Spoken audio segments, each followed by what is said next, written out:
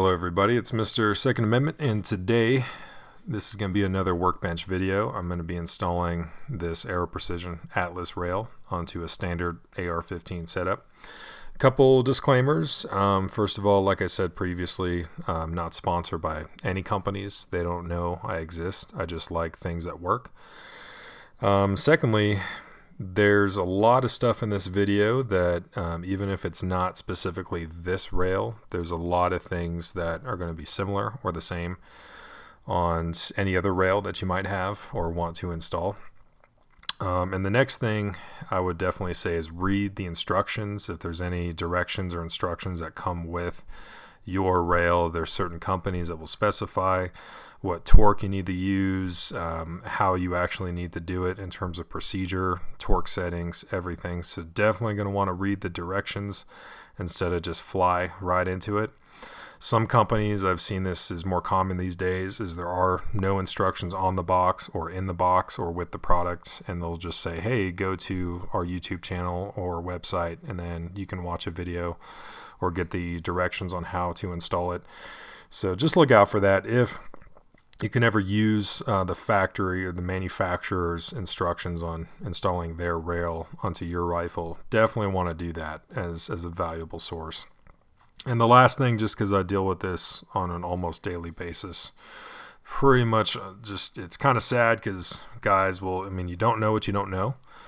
And some guys may not have all the tools. Some guys may not know exactly what to look out for, and they'll just kind of do it. And then they'll kind of mess it up or break or damage something. Then they'll call their buddies over, and then they all try it, and they just make it worse. So by the time it usually lands on my workbench, it's kind of on death's doorstep. And you definitely, if there's ever a time where you feel like whatever you're trying to do might be a little bit too much, and you don't have the right tools, or a little bit apprehensive about doing it, you don't want to damage all this stuff that you just purchased, you may just want to take it to your local gunsmith or armorer for them to do it, so you don't risk breaking or damaging anything that you just bought and paid for. I'm also a big fan of people, bootstrapping it and doing it themselves if they're willing to do, read the directions, do some research, get the right tools, which is why I do videos like this. So those are all my kind of disclaimers coming out the gate. So in this case, this is the rail we're doing. It's their 15-inch Hemlock Atlas rail, and they also make the rail, between the R1 and the S1. They have, 1913 rail or Picatinny rail that goes on the entire top of the handguard. In this case, we just have the handguard that they have rail on the very end for a flip-up sight. They have some rail that continues beyond your upper receiver, and they figure, I think correctly, that most people will probably just need rail in those places, and they don't really want or need rail just going the entire way. So whatever rail you've ended up with, this, at least for the video, is what we're going to be using. And this is the rifle that we're going to be modifying or, putting this rail onto. Some of you guys might have this kind of setup. So we have a standard delta ring and barrel nut, and we got the standard heat shield hand guards. In this case, we have Smith & Wesson's railed gas block, which we're going to get into all that. But in this case, we're going to be taking those things off the gun, and we're going to be installing the Aero Precision rail. Up at the top, you can see the barrel nut that comes with the Atlas rail, and then to the left of it, you can see the low-profile gas block that we're going to be using to achieve this, because obviously the gas block on this rifle right now is not going to work for what we're trying to do. This is going to be kind of along the lines of the end product that we want to end up with. So going from just heat shield hand guards to something like this, we just got more real estate on the rifle. We have more functionality now with the Hemlock system. So there's definitely many reasons why somebody would want to upgrade to a rail. So we're looking at the 3 pieces. These will be the final touches on the Atlas rail when we get there. As a side note, I like these metal dishes that are magnetic. They can just hold all your parts. And anytime I start a build or work on a customer gun or anything, I just have a clean dish ready to go. I just start putting the parts in there so I don't lose anything and just keep it all together. Definitely recommend it for your own workbench. If you don't have at least one of these, I would definitely get one. So now we're looking at our gas block itself. In this case, it's the Aero Precision Phosphate. the .750 diameter gas block, which is going to be most of your AR-15 barrels. The barrel diameter, the journal there at the gas block is generally .750. Depending on if you have a crazy H-bar profile bull barrel versus a super thin pencil profile or some of the old CAR-15 barrels, you may need a gas block that is bigger or smaller in diameter, but generally the .750 is the most common. It's the most standard, which is why we're using it here.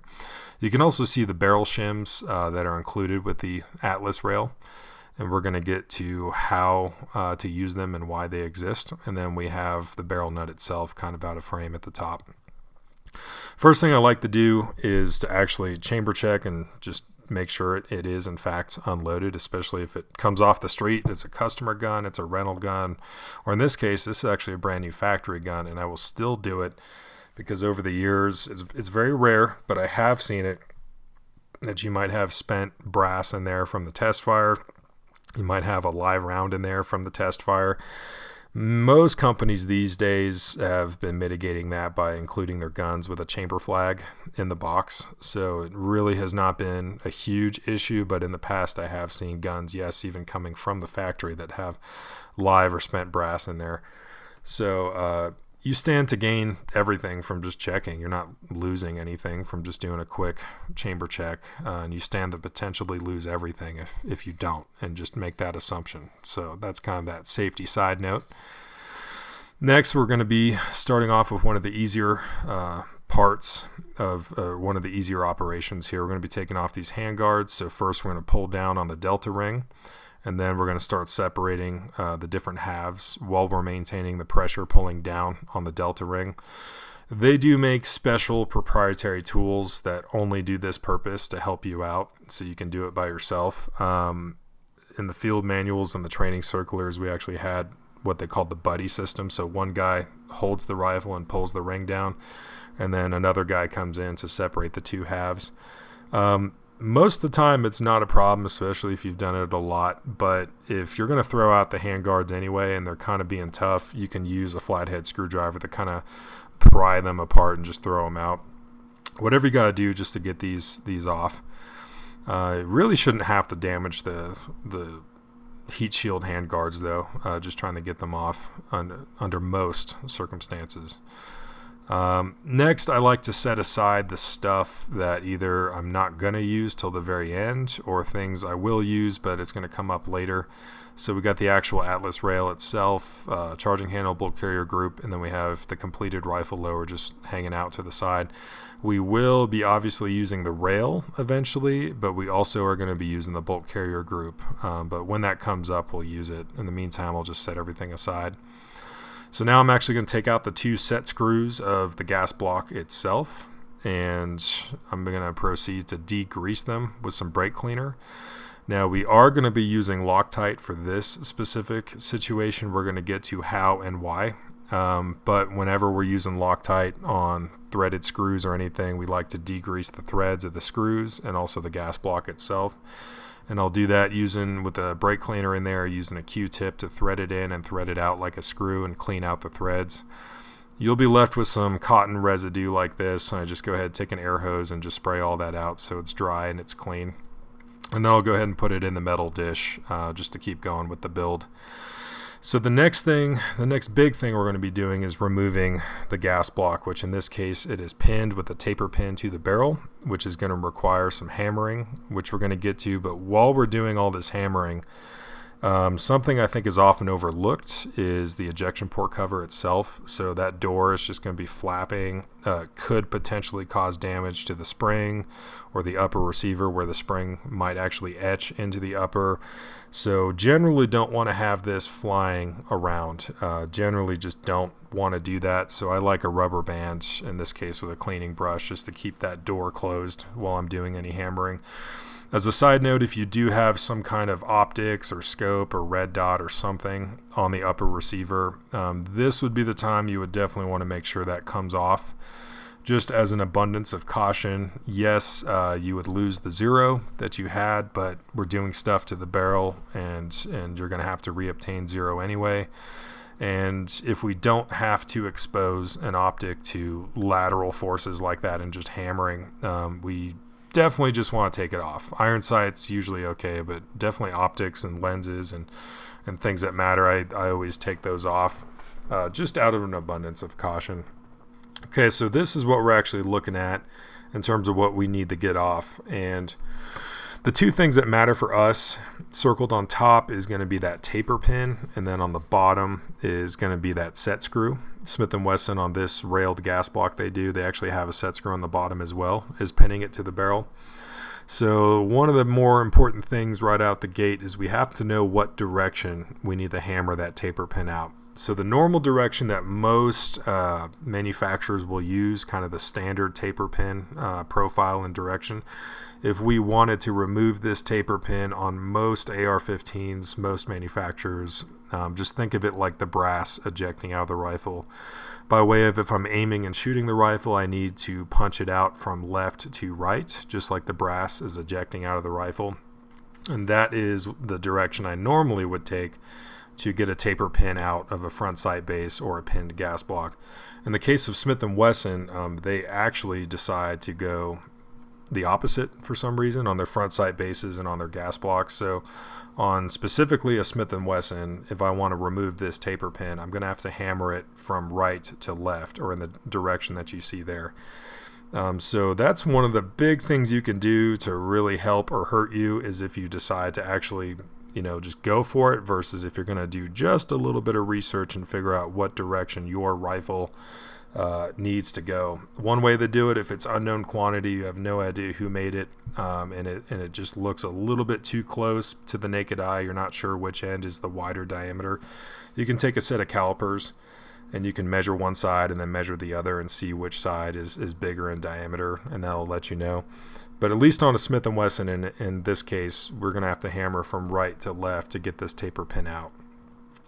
So the two punches I use for this are going to be, I made both of these on existing punches. The one on the right, the bigger diameter, generally for most pins, roll pins, anything like that, we want to start with a larger diameter and then work our way down to a smaller diameter as we get close. So the punch on the right is what I use to at least get a taper pin started and start loosening it and get it kind of unfrozen and just get it moving. And then I'll finish the job with the punch that you see on the left, which it started as a normal punch that got damaged, so I ground it off and turned it into a taper pin, or a taper punch.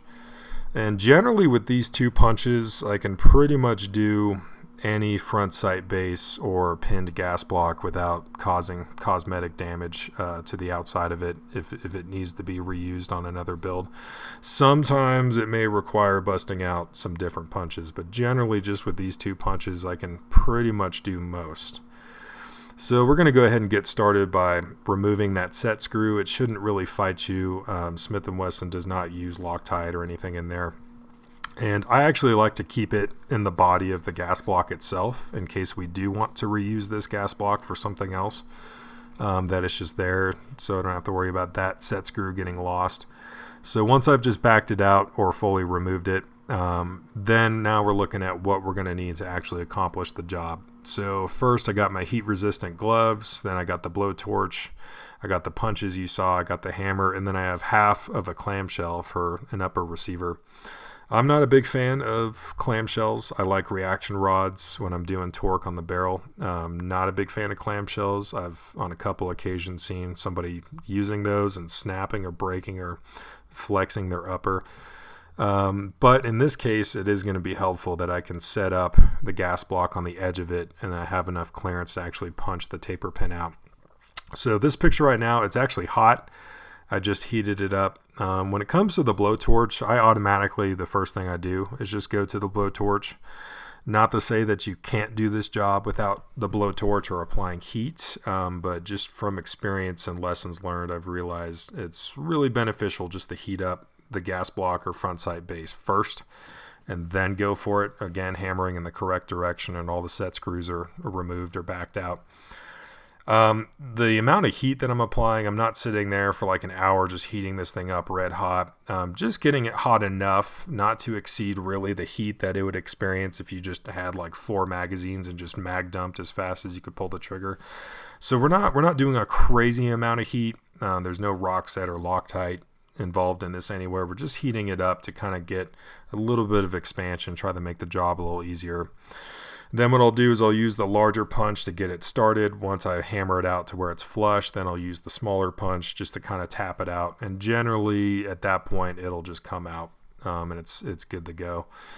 After doing these enough, I've kind of got it down to a science, but there are some manufacturers that do a really impressive job of securing their taper pins in on their front sight bases or gas blocks. And those can definitely be super tough depending on manufacturer.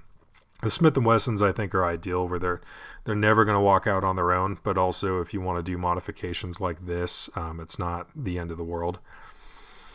Okay, so next what we have to do is remove the muzzle device, and we're going to fixture this up with, in this case, a Magpul bev block. Like I said, I do like different types of reaction rods, and there's definitely a whole bunch out there.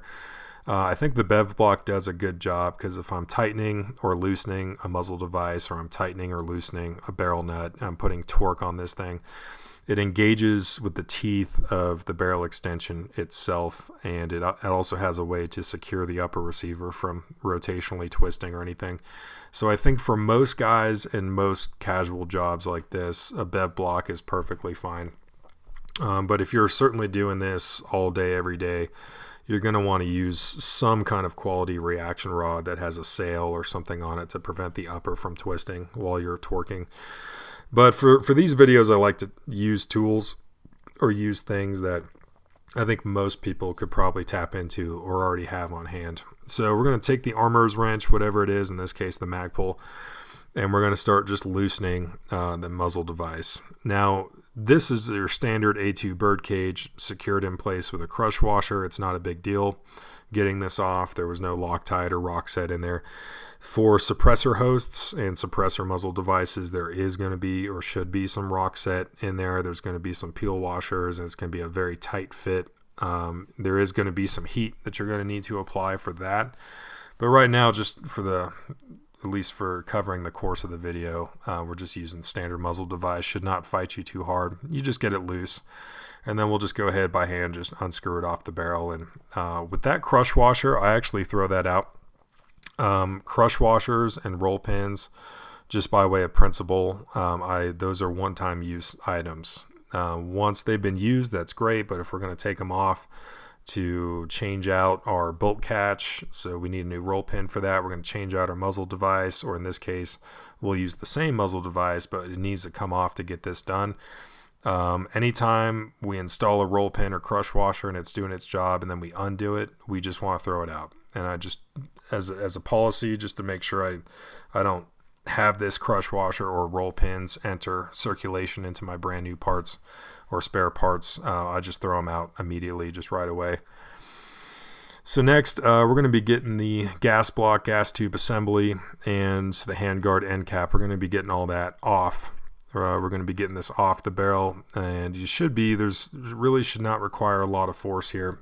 Just a little left-right twist, and then start working it back. Should not be a big deal. And again, we just wanted to make sure that set screw, if it has set screws, are totally undone or backed off, just so we're not sliding and scraping on that barrel. Next, while we're jigged up in the bev block, we're just going to undo the barrel nut itself. This one being a known quantity, not a big deal. We're just going to make sure that the armorer's wrench we're just holding it tight in the direction of the upper. We're applying that force as we're rotating to loosen the barrel nut. For known quantity builds like this, I don't have to worry about it. Applying just a little bit of heat just for a little bit, not a lot, sometimes will help. But generally, you should be able to do this without heat or cheater bar or anything like that. But in some cases, you might be dealing with, if it's an unknown quantity barrel nut, or you were not there for the installation of it and you don't know what was going on. Some guys might have used Loctite or rock set. There's absolutely no reason we should need to do either for a barrel nut. Some guys may have cross-threaded or seized up because they had no lubrication in there at all. So on unknown quantity, you may not know what you're dealing with. But if you have a factory rifle like this and you're undoing a standard barrel nut, it should not really be a big deal. So then we're going to go ahead and pull away from the upper to engage the barrel nut as we're just kind of loosening it. And just the end product is we're loosening it off the threads of the upper, and we're going to start pulling it away, just get it off the barrel.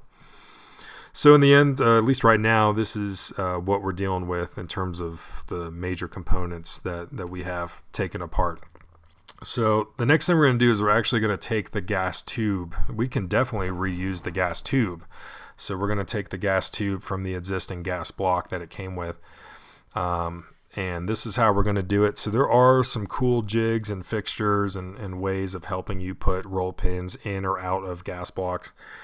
If you're dealing with something like this that is kind of its own interesting shape, or if you don't have that jig or fixture, I'm going to show you how to do it. So I start by kind of sizing it up with the vise, getting the right distance between the jaws. Then I'll go ahead and lay down a shop rag, double folded over that. And then if you wanted to retain that gas tube roll pin, which I don't recommend, that should just go in the trash. You should just supply a new one. But if you wanted to, you can do a crease here to capture the roll pin so it doesn't just fall or go flying. And then I'll go ahead and put the gas block back on it. And I'll use a 1/16 punch just to do this job. And in this case, I'm actually hammering from right to left in the direction you see. And the reason why doesn't particularly matter, but the reason why I did it this way is because I noticed the roll pin in this particular case was favoring on the left side. So if it looks like it's closer to the edge on one side or the other and it's not totally center, then of course I'll do what it takes to do the least hammering, the least amount of travel that's going to be required here. So in the case of this particular gas block, I started on the right side because the pin was easier, ready to go to get out on the left side.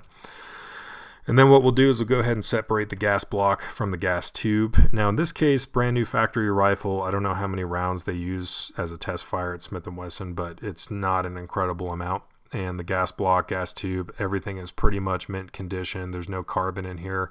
So this was pretty easy getting this removed. On some, if you're doing this on a build where it's just shot thousands of rounds and there's a lot of carbon all up in there, you may not have an easy time getting the gas tube out of the gas block. And one thing you can definitely do is soak it overnight in solvent and see if that's going to help you out a little bit, or some Kroil. Anything to do to soak it overnight, just let that kind of help, see if it helps you out. In dire circumstances, you could gently vise up the gas tube. It actually is pretty strong, but you don't want to scratch it up or crush it in. There's different ways to deal with that, but at least for the scope of the video, hopefully your gas block just is not a big deal. Gas tube comes right out. That also, while we're here, you can see the correct orientation of the gas tube when you install a gas tube into a gas block, is you want that open hole on the bottom of your gas tube that's going to be taking in all the gases from the barrel. That is the correct orientation of the gas tube, just for future reference. I'm using a magnetic tip here to recover that roll pin, and that just goes, at least for me, that just goes straight in the trash. I like to use brand new roll pins, brand new crush washers. I don't like to reuse those. Okay, so now we're looking at a picture of everything that is left that we are not going to be using on the build, and you can see I've circled the taper pin that I've gently just kind of tapped it back in place. So it has the taper pin is in there, the set screw is in there, backed out, but it's still in the gas block. So if we wanted to use the gas block or any of these parts again, we could. And it's just, but this is kind of demonstrating all the stuff we're not going to be using. Okay, so now I take the actual gas block I will be using, and again, we can see the correct orientation of the gas tube and how it's going to go in.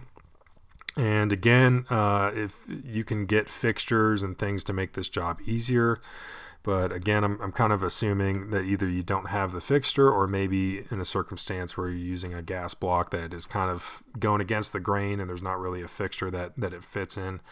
This is how I do it. So again, we're going to measure up the vise and see, the distance and the jaws that we're going to need to be at.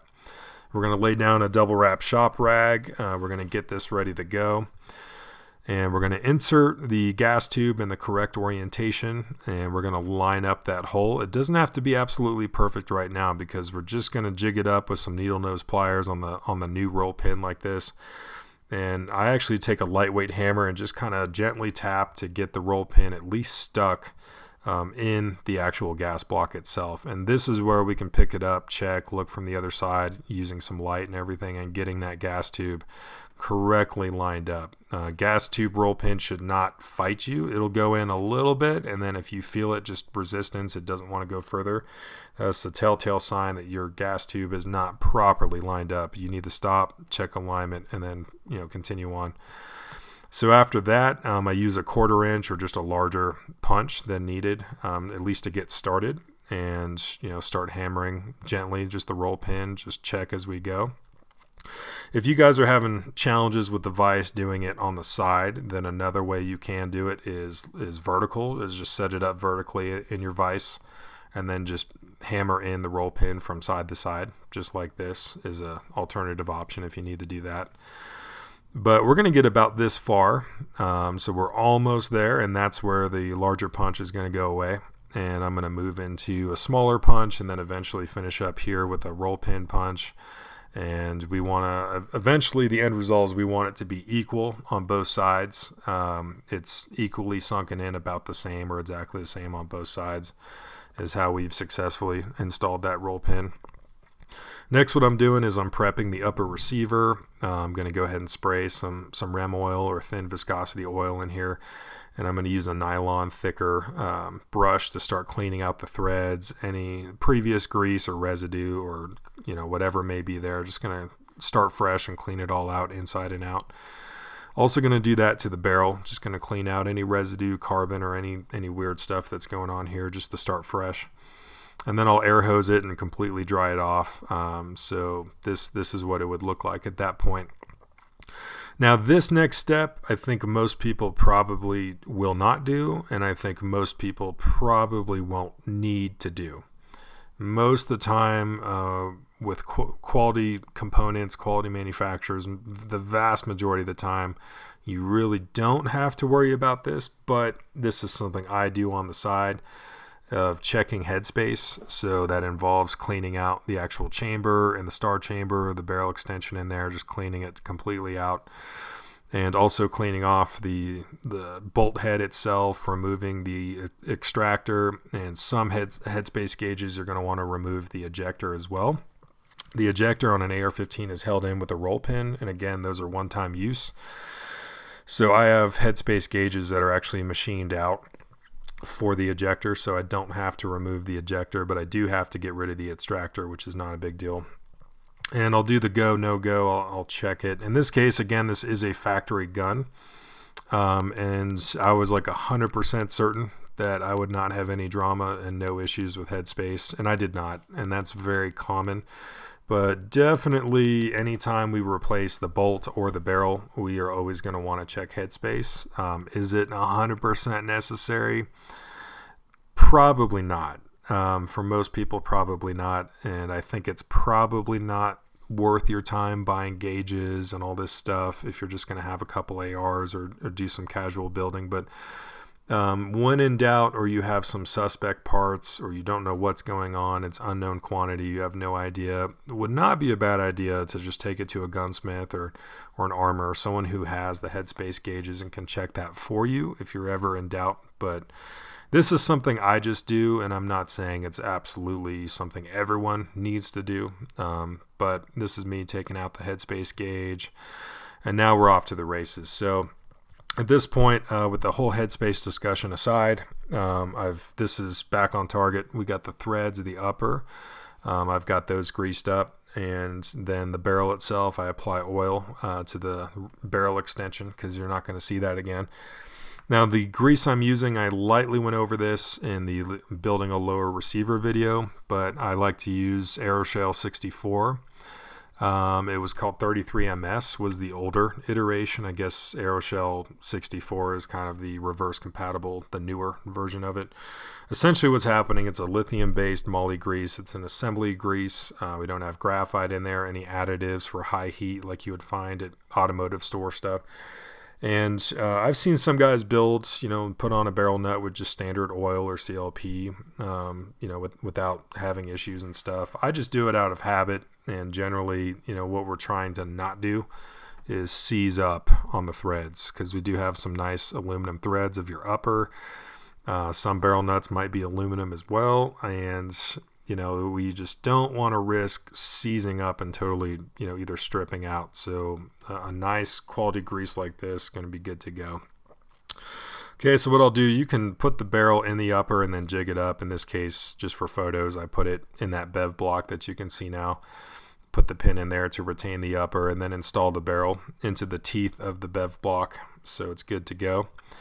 Next thing I'm going to do is I'm going to put two, at least with all the Atlas rails I've been doing, I've kind of noticed that starting with 2 barrel shims is a good place to be, because of course you can always delete one, you can always add more. But I'll generally start with 2 just as a base, just as a starting point to see what I need to do from there. And in the end, we don't want a million barrel shims to make this happen. Barrel shims are more of a fine-tuning thing. If you have a barrel nut that needs to be not only torqued, but you also have to make it to index, which we're going to get to. So now what I'll do, I got 2 barrel shims just for starters, and going to go ahead and put on the barrel nut that comes with the Atlas rail. And it's also cool, they include the barrel nut wrench that is proprietary and specific to this barrel nut. They include that, whereas some companies you have to buy that or outsource that. So what I'm going to do now is, generally if I don't have directions or it's unknown quantity and stuff, I will generally go to 35 foot-pounds just by way, unless the manufacturer specifies or some other outstanding circumstances. Generally I go to 35 foot-pounds of torque. Now the actual range that per the actual mil spec requirements, and doing this right by the 23MP, it is 30 to 80 foot-pounds. Now, some people have asked, correctly, like, oh, well, why is the range so extreme on a barrel nut? Why is that such a tremendous? What you're actually looking at is the acceptable ranges to make index. So we're looking at the picture of this mil-spec standard barrel nut, and all those star kind of gear profile all around it. That's for your gas tube to potentially lie in. So on a standard barrel nut, we need to make index so the gas tube can fit over the barrel nut and into the upper receiver. But we also, of course, need to make torque. So 30 foot-pounds of torque on a barrel nut is going to be the bare minimum that it is totally acceptable. It is totally fine. It's going to secure that barrel. It's going to be good to go. Nothing's going to magically come loose on its own. And then 80 foot-pounds is the extreme maximum that if we go beyond that, now we're in the danger zone. We're going to start risking damage to stuff. So you can start at 30 on a standard mil-spec barrel nut. And if you need to tighten further, then the maximum you can go is 80 foot-pounds. And generally, the vast majority of the time, you can make proper torque and index within 50 foot-pound range. So you can at least make that 30 foot-pound torque, and then you may have to go a little bit over. In some cases, you might have to go up to the 70, 75, start getting towards the top. But generally within that bare minimum versus dangerous maximum range, generally you can make index within that range. And that's kind of why the torque rating is so extreme, just kind of as a side note. So what I do is I will set up my torque wrench that we see here on the left, and I have so many of these proprietary barrel nut tools that I just put one on each of what I'm doing. So I have one on my torque wrench, in this case set to 35 foot-pounds, and then on the right there I have my breaker bar. Now something that I always do is I use the torque wrench to tighten only. I only tighten a barrel nut with the torque wrench. I make it to torque, and then I get off of the barrel nut, and then I'll pull out the breaker bar, and then I loosen. The reason why we want to do that is, of course, if we are tightening, we want to know exactly what torque we are tightening it to, or not to exceed, or at least make a bare minimum. But we also don't want to wear out the tool. Some torque wrenches are definitely better than others, and we just want it to tighten, and then we use a breaker bar to loosen. Now, there's nothing saying you can't loosen the barrel nut once you've made torque, that you can't loosen the barrel nut with the torque wrench. I just choose to use a breaker bar to extend the life of the tool, the torque wrench. But that's just me. So I took this picture. I was, trying to do everything one-handed and taking pictures of all this. Torque wrench is actually not, it kind of jiggled at the last minute before I took the picture, but I actually want the torque wrench to be in alignment with the tool itself. So we're actually looking at what you would not want to do. It's not the total end of the world, but you just know that you may not necessarily you may get a false torque if you're not in line with the tool. That's kind of a side note. But when we have it properly lined up with the tool, we want to go ahead and start tightening that barrel nut. In this case, we're going to 35 pounds. So right now, we don't care about indexing the barrel nut yet. We just care about making it to torque. So we're going to get there, and then the torque wrench is going to pop, and it's going to let us know that we made it. And then we're going to bust out the breaker bar, and we're going to go ahead and loosen it. And we're going to repeat that exact process of using the torque wrench to tighten and get to torque, and then pulling out the breaker bar and then loosening it. We're going to do that total process a bare minimum of 3 times. Some rail manufacturers and their directions, like Geisley, they say they want you to do it 4 times. I think BCM does that as well. It's been a while since I've done either one of those, but at least a bare minimum of tightening and then loosening. We want to do that total thing at least 3 times. And we're doing that to season the threads. We don't want to just get to the torque we need, call it a day. We start shooting the rifle, and then it starts loosening up over time. We want to season the threads of the upper and the barrel nut to make sure on our final 3rd pass, at least we've done 3 passes. On that final pass, at least we've made it to torque, and it is in fact secure, and the threads are seasoned. So that's kind of a side note. So on the final 3rd pass, this is what we're looking like. And on at least the Aero Precision Atlas rail, on their barrel nut here, we do have to make not only torque like we do with any barrel nut, but in this case we do have to make index. So how it's on here actually matters, not simply just going to torque. So with these channels that we see here, the gas tube is going to lie in one of those channels, whatever we end up with. And we're trying to line up that gas tube to go into the gas tube port of the upper receiver right there.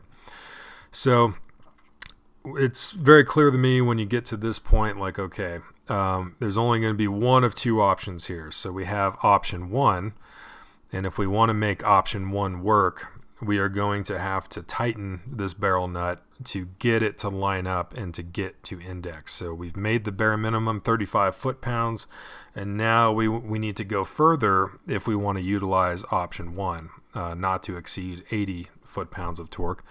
But that's option 1. Or option 2 is I can add several more barrel shims onto it and then see because if I'm adding more barrel shims, the barrel nut is a little bit further away from the upper now, and it actually might allow me to make option 2 and use that one.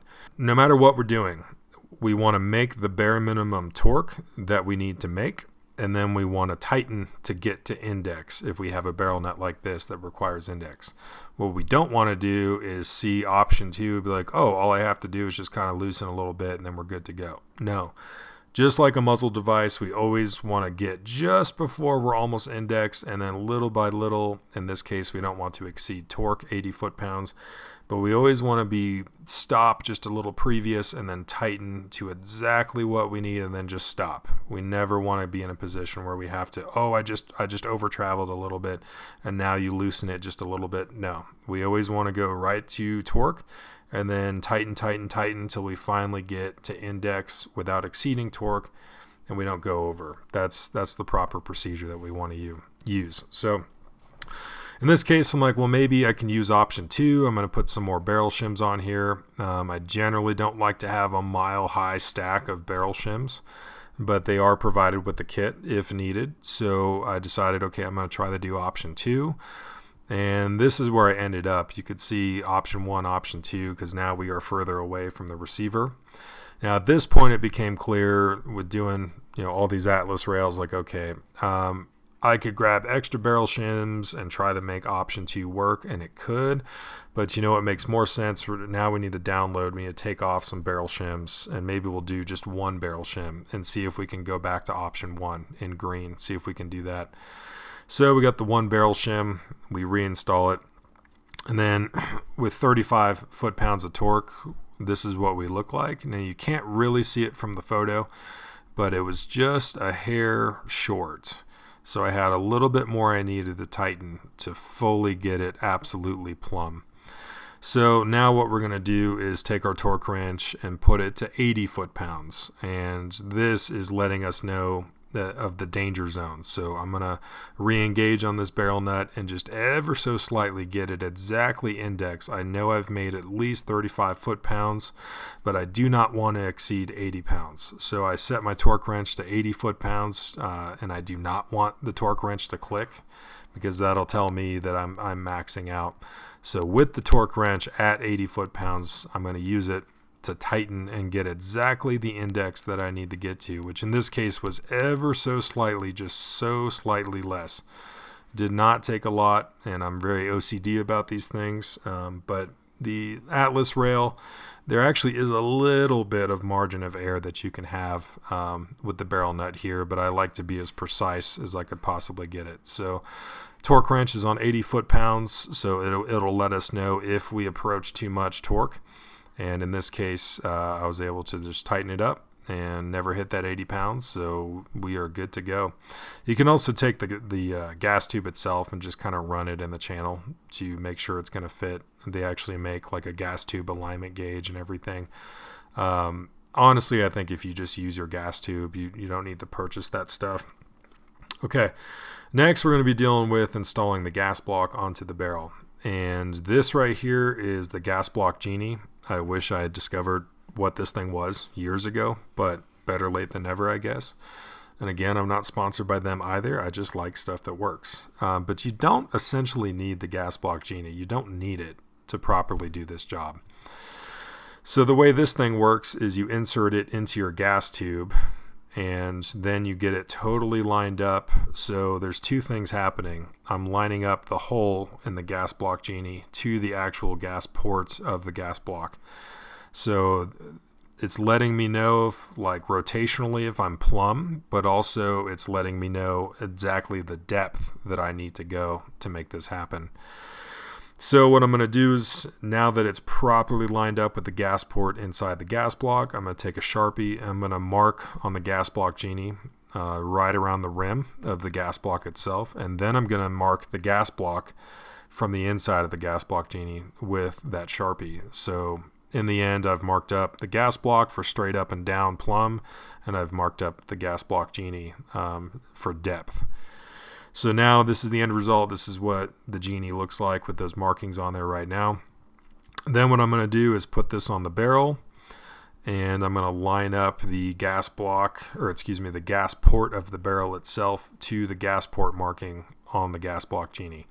And then what I'm going to do, just making sure it's totally lined up and it's flat and affixed to the barrel, I'm going to mark the barrel right at that marking on the Genie. That's where I'm going to start the marking, and then I'm going to take it all the way down on the barrel. So that's going to give me the straight up and down reading that I need to see, that I'll match up with the gas block, and that's also letting me know the depth. What is the ideal depth that I need to go to make the gas port of the barrel perfectly line up with the gas port of the gas block, if that makes sense. So can't really see it in the photo, but there is the markings on the barrel, straight up and down, and then set to the right, marked on the right place. And then I go ahead and line up the gas block to the barrel. I need to bring the gas block a little bit closer to the camera just to get it properly in terms of the depth. Now in the end, if you properly line up a gas block with the gas port on your barrel, there's going to be a little bit of a gap. Now you remember the plastic heat shield handguard end cap. That's about, it's not perfect, but it's about the same width of that just stamped steel. So cosmetically, And aesthetically, someone might look at this and be like, oh, did the gas block move? Is it moving? Why isn't it just fully seated on the journal of the barrel? And you can do that, and I see that routinely. I see a lot of people do that, and you're still going to be okay, just because most gas blocks will have a kind of a generous port. So even if you're not totally plumb, rotationally center, left, right, and you're not fully at the right depth, and you've got some of it covered up, at least, there's a generous size of the gas block port that'll allow the gas and everything to still happen. But if we want it to be the most lined up with the direct path from the barrel's gas port to the gas port and channel of the gas block and into the gas tube, we're going to use, measure that depth and get it right. So this gap will exist generally on most gas blocks if we've done our job right. And really, that is the exact gap that you would see if the handguard's end cap was on the barrel. But of course, in this case, we're not using it. So that's kind of a side note. Like I said, I think on most gas blocks and barrels, you can still get away with seating this thing all the way back. But at the end of the day, everything on the rifle moves under recoil towards the muzzle. So you're not really preventing movement or anything by seating the gas block all the way back on the barrel, because if things are loose, this gas block is going to want to move towards the muzzle. It's not going to want to move rearward, like towards you, the shooter. So for me, unless someone aesthetically has issues with this, I only care about what does the gas block and the gas port in the barrel need to get the most gas efficiency possible. And yes, generally under most circumstances, there's going to be a little bit of a gap, and that's totally okay.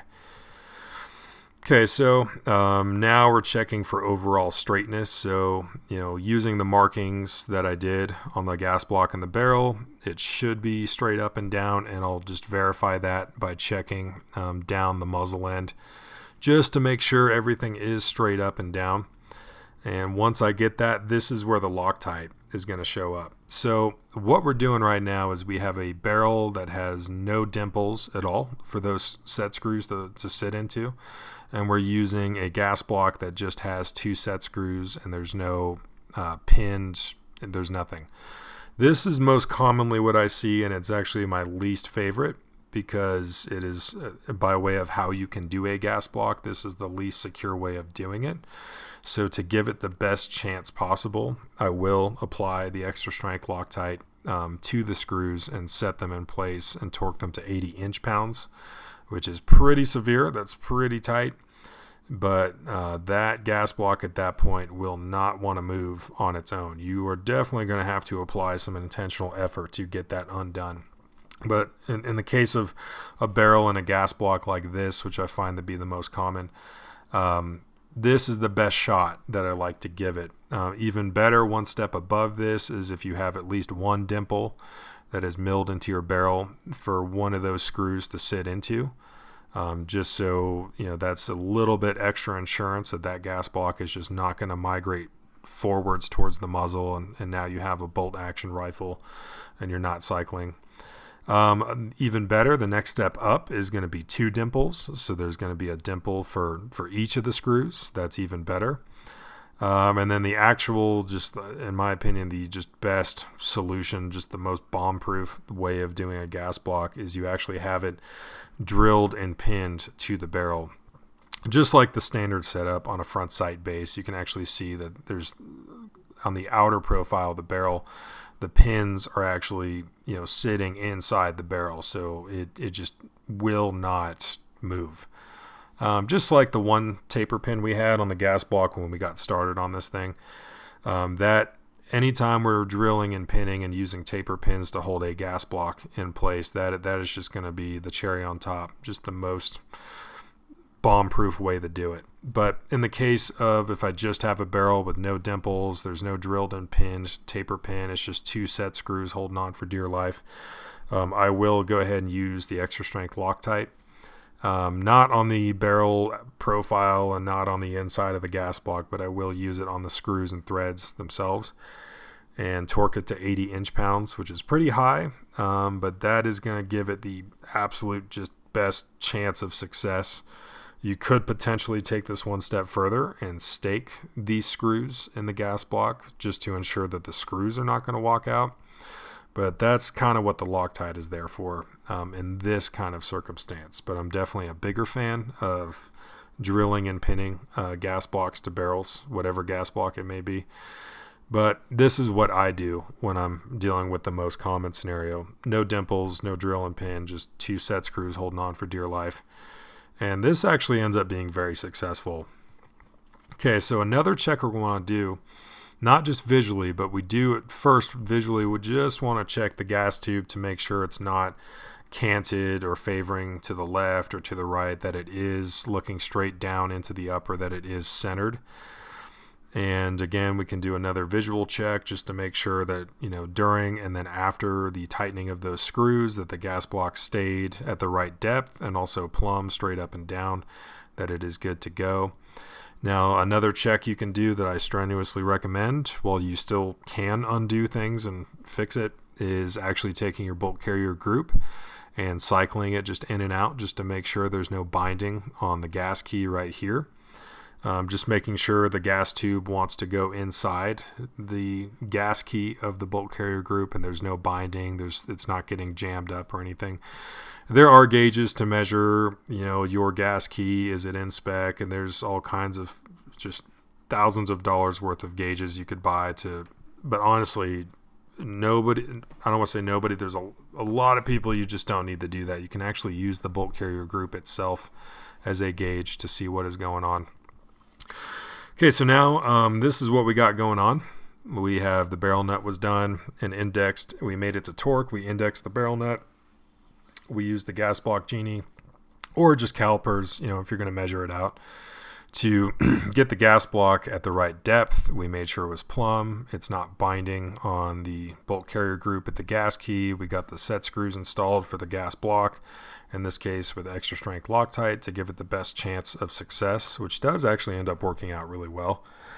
So this is where we're at. So now what do we need to do? At this point, we can put on the muzzle device. So using a brand new crush washer, we're going to take the old A2 bird cage and just screw it on. Now, this one is a relatively simple operation as long as we've got it in a reaction rod, or in this case, a bev block. We're applying torque. We just want to make sure we don't damage the upper receiver. So we'll take our armorer's wrench and we'll get on the flats of the muzzle device, and then we'll start moving the muzzle device, tightening it onto the barrel. Something that we're doing, we are not going to torque. In this case, for a standard muzzle device with a crush washer, we are going to index. So a standard A2 bird cage, as a most common example, has these 5 ports on them, and there's no ports on the bottom. And this would be the correct orientation that we eventually want the muzzle device to end up at. And just kind of like the barrel nut, what we're doing with the muzzle device, at least in this case with the crush washer, is we are tightening a little bit once we get close, we kind of stop, and then we just go little bit by little bit. And the main objective here is we want to tighten and tighten and tighten just little by little, and then get exactly where we need to be and stop. We never want to be in a circumstance where we over tighten just a little bit and then now we decide we need to back it off. That crush washer's done, throw it out, get a new crush washer. We just want to tighten right the index and stop. We never want to be in a situation where we're going over and then, oh wait, I got to go back just a little bit. We don't want to do that. Okay, so these are the 5 ports. That center port on top is the alignment that we want to get when it comes to the upper receiver. There are some cool things you can do if you know the shooter is a left or right-handed shooter. There are some things you can do to actually index this, clock it just a little bit to the left or a little bit to the right, depending on the muzzle device, depending on if you know if the shooter is left or right-handed. I'll ask customers if that's something they want. When it's undefined or unspecified, I always just make it a neutral clocking, indexing straight up and down, but that's kind of a side note. We are trying to get that red arrow, that middle top port lined up directly flush up and down. One way you can do this, and I learned this from the old school guys working on M14s, is you can actually take a wooden dowel, or in this case a straw from WD-40, and you can actually put it through those 2 ports if you have a muzzle device that can accept it like this, and then you can look down the longer the straw or the wooden dowel is, the further out you can actually see in terms of exactly if it's too much or needs a little more. But that's something else I use just for my OCD, just making sure we are totally straight up and down. Now, in this case, it doesn't really matter. It doesn't have to be fractions of a degree, or else it's totally wrong. But these are things we can do. We're just trying to center off of the upper receiver, the top of the flat top, that we can see that it's in agreement with the WD-40 straw in this case. Okay, so getting towards the end here, they must have had, I don't know who designed this for them or what kind of scientists or engineers they have working for them, but this perplexes a lot of people, and I think it is interesting. But these three pieces, the middle screw with threads on both sides, and then the two end pieces, these three pieces are only going to work in exactly one orientation. And I like to find that out, figuring out, what end goes on what part of the screw, and then I actually line it up on the workbench next to the rail, just like this. But those three pieces are only going to work exactly in one correct orientation. And what's happening is they're self-tightening. So we put on the rail and get it onto the barrel nut, get it onto the upper. I'll go ahead and set in the screws just like this. It comes with its own little screwdriver star hex bit, so you just put it up just like that. Then we can put it into the channels, and what I'm doing is I'm trying to apply pressure on both of these keepers here, because as I'm tightening, it's going to start to engage the threads for each one and then start to self-tighten. And I don't want there to be a gap between one or the other, that one of these keepers caught the threads earlier than another, and then it's not totally spaced. Just aesthetically, it's not equal. So as I'm applying pressure to try to make the threads start at exactly the same time, I start tightening it. There is a detent in the rail that will start clicking with that middle star portion of the double threaded screw. And then I'll stop right about to that distance before it really starts actually getting tight. And this is when I'll check alignment, just like the muzzle device. I'll check to make sure that the rails at the very end of the rail and then the upper receiver rail, that both sets of rail are agreeing with each other, that everything is straight up and down. And that's when I'll go ahead and tighten it down. And this is basically as far as I go to get it properly tight, and I don't have to worry about anything being loose or not working. And then the last step that I'll do is do a 10-round test fire, and I'll fire 2 rounds at a time. So I'm testing for function and cycling. I'm also testing, that the system is getting enough gas that it actually makes it locks open to the rear. This is my test lower. If there is no lower receiver on a custom gun or customer gun, or if I don't really need to use the factory lower, or for whatever case I don't trust the customer's lower because it's just mystery parts, I will use this lower that I built that is properly in spec with quality parts I can trust, so I can just totally eliminate the lower receiver as part of the problem. So I'll put the upper on this, take it out, and immediately just do 10 rounds of test fire, doing 2 rounds at a time. Again, testing for cycling, but also testing that it's holding open last shot every time, so there's enough gas getting into the system. And the end product was, we took a standard AR15 with the old school hand guards and a railed gas block, and we turned it into something like this. Again, these are 2 different rifles, but you can kind of get the point. But thank you guys for watching. Definitely comment for questions. I hope you guys enjoy these workbench videos. For some, this might be a little bit too technical, or maybe a little bit more than they bargained for. But for some of you guys, this might be just the ticket. So again, thanks for watching.